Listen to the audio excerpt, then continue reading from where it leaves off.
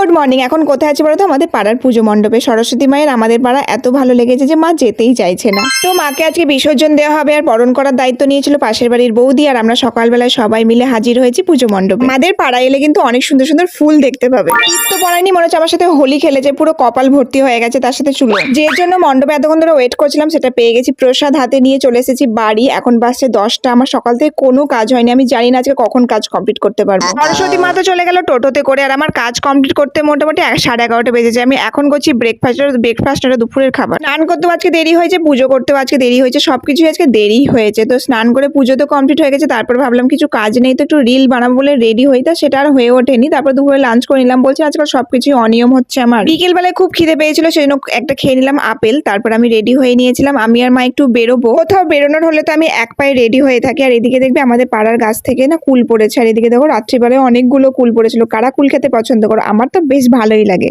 আগামীকাল আমাদের রয়েছে একটা বেবি শাওয়ার ইনভাইট, সেই জন্য কি কিনবো ভেবে পাচ্ছিলাম না, সেই জন্য মা বললো একটা কুর্তিই নিয়ে নিই। তো কুর্তিগুলো বেশ ভালোই ছিল, তার মধ্যে আমরা একটা সুন্দর দেখে চুজ করে নিয়ে চলে আসি। কেনাকাটি কমপ্লিট হলে বাড়ি আসি, বাড়িতে এসে করে নিই রাত্রিবেলার খাবার। খাওয়া দাওয়া হয়ে গেলে করে নিই একটু স্কিন কেয়ার। তো চলো টাটা, দেখাচ্ছি নেক্সট।